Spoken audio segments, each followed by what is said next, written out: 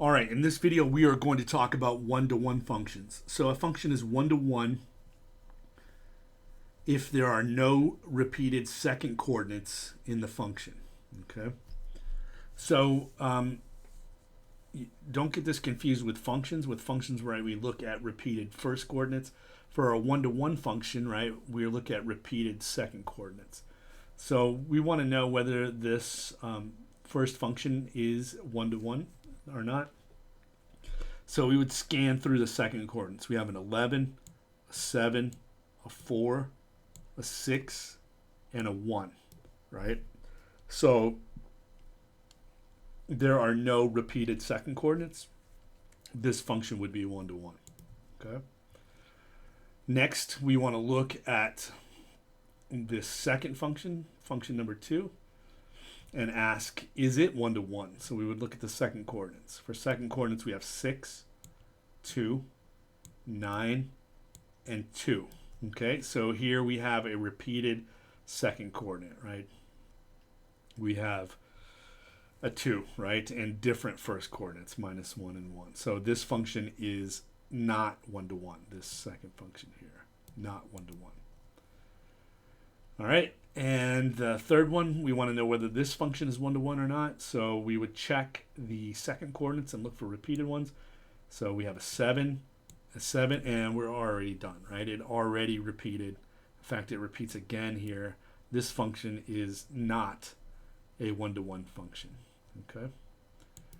All right, so it's pretty straightforward to check one-to-one when we're talking about functions represented as sets of ordered pairs. It's also pretty easy to check whether a function is one-to-one by looking at it in the diagram form that we talked about in the previous video. A function is going to be one-to-one if no two arrows come into the same point in the range, right? So here you can see 7, there's only one arrow coming in, one arrow, one arrow, one arrow. So one arrow is fine, but you can't have more than one arrow and the function be one-to-one. All right, so if you take a look at this function, it is one-to-one, right? It's one arrow coming into 7, one arrow coming into 8, one arrow coming into 9, and one arrow coming into 10. So this function is a one-to-one function. There would be no repeated second coordinate if you wrote out the ordered pairs.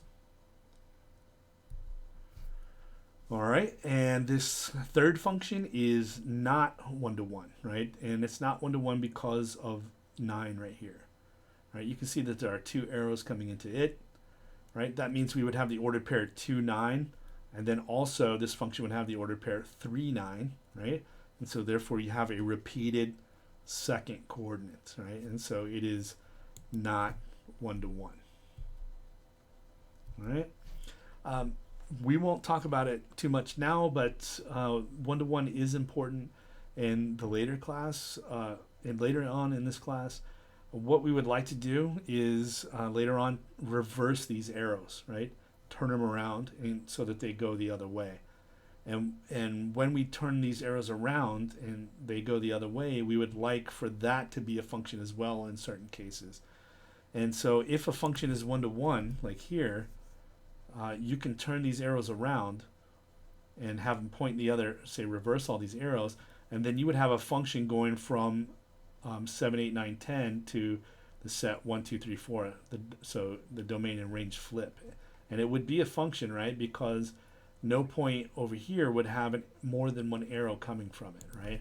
Whereas if you have a function that's not one-to-one, like this one, right? When you turn those arrows the other way, you will have a point with two arrows coming from it. That would not be a function, okay? So that really is, the importance of a one-to-one function. All right, so there is also a test for graphs that we can do called the horizontal line test.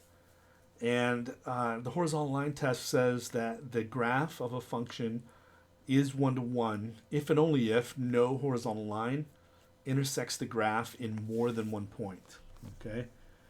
So it's kind of like the vertical line test, except you do it with horizontal lines, right? So we're going to look at our three examples, right, and ask, hey, is this graph does this graph represent a one-to-one function?